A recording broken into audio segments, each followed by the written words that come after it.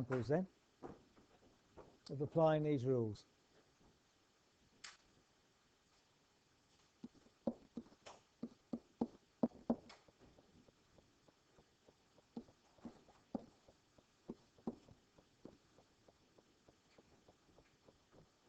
Ft equals a half t cubed. So notation we're using here is this, the second notation, if you remember the introduction. Function f, t is the independent variable, so t is what's changing. And here's the function, a half t cubed. So I'm after which rule applies, and if we look at them, it's the first one, it's this one that applies. So the rule is telling me I'm going to bring down the power, multiply it by the number in front to get this, and then subtract 1 from the power. Okay? So let's go back to the example. So ft becomes, now differentiated, it becomes f prime t, it's the differential. So it's a new function, f prime. 3 down becomes 3 halves, or 3 over 2, t to the power 2. Okay? Note, mathematically, we would tend to leave this as 3 over 2. Would it be wrong if I put half times 3? No, but it wouldn't be a nice way to write it. We could actually, 3 halves. I could write it like that. Yeah, 3 halves is 1.5 t squared. But that's probably not how you'd write it. I wouldn't write a mixed number like that. You could write 1.5 t squared, and in an engineering situation, it might well be convenient to write it as a decimal number like that. So you could write it like this or like this, but not like that. Okay, that's not a convenient way to write it. So in this example, example 2, v equals 16x. First of all, I'm now using not the convention v brackets x, I'm using the first convention, like y equals 16x might be another way to write it. So the notation to write this one would be, what's the rate of change dv with respect to x? dv by dx equals. So that's the notation I'd use. Now, if x has got no power associated with it, this means to the power 1. Okay? So x with no power means x to the power 1. So if I subtract 1 from that, I get 0, and anything to the power 0 is 1. Okay? So this is a special case, and the answer is just 16. So when you differentiate something with the x to the power 1, the x disappears, or the t disappears, whatever the variable is, and you're left with just a constant, 16. So it might be worth, on our table of differentials, adding that as a special case, really. What's the differential of ax? Some constant multiplied by x. It's just a. Would it be easier to put in x, 0,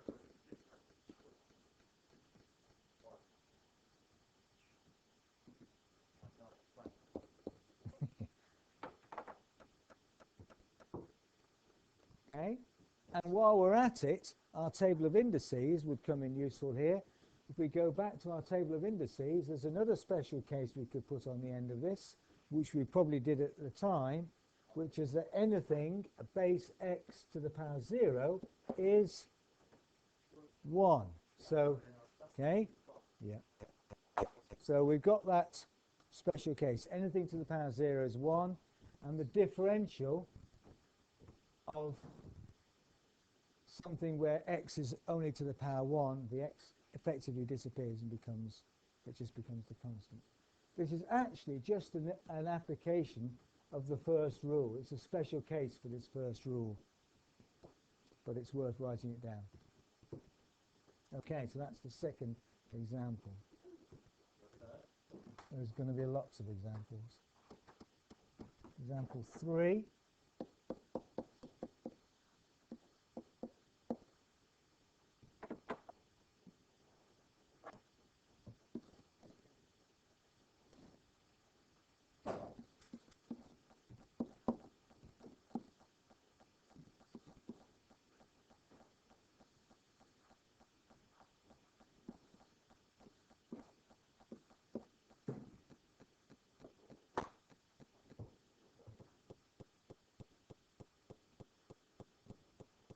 is to highlight the fact that this notation can be very useful.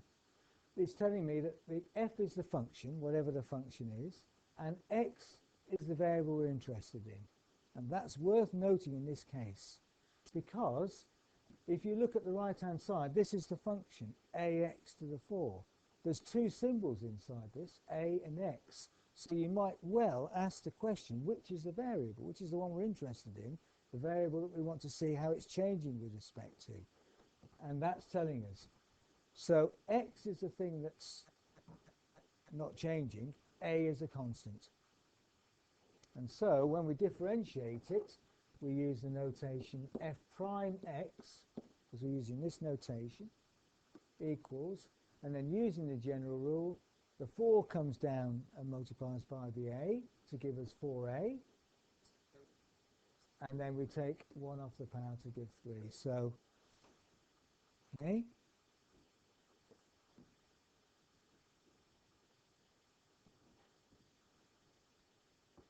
If we had y equals ax to the 4, and we hadn't used that first notation, we'd have to be told we want to find what's the differential of this function with respect to x. So you need that extra bit of information. That's now telling us that x is the variable, so the a is a constant. And so the answer is the same, 4ax cubed. Okay, so that maybe is showing why this particular notation here, called the Leibniz notation, actually can be more useful because it tells you what the variable is, x.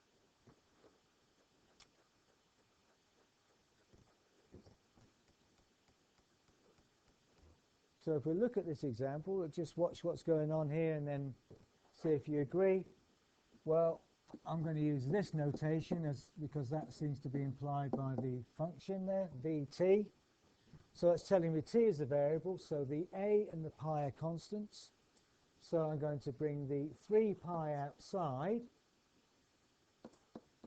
and I'm going to change the sign to a cosine, and then leaving 3 pi t inside.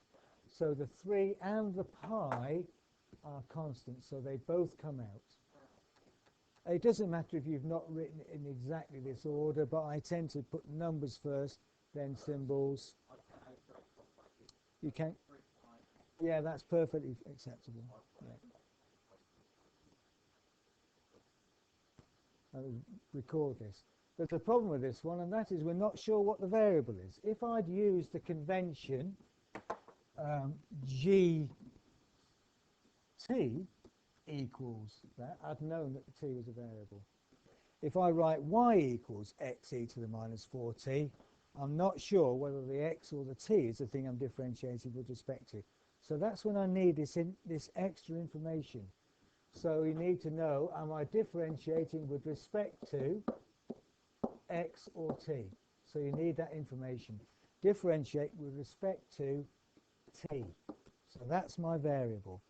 So that means that the differential is going to be written, the differential of y with respect to t equals, and then I'm going to do it. I would say in this case, yes, because x minus 4 looks it's x take away 4, which is not what you mean. So minus 4xe to the minus 4t. Yes, you could put it in brackets, but that's okay. Yep, Liam? Right. Yeah. So in other words, the minus and the 4 is the constant. The whole thing is the constant, the minus and the 4. So let's look at this same function again. Y equals x e to the minus 4t. But now differentiate with respect to x. Write down what you think that is. What would I write for the notation, and what would the answer be? So we write the notation. Now we're differentiating with respect to x. dy by dx would equal e to the minus 4t, because all of this is constant. So that's like our AX, and when we differentiate AX, the answer is just A. So it's just e, the constant, which is e to the minus 4t. So you can see that the answer to the differential is very different if we change the variable. So it's important to know what the variable is, x or t, because you get different answers.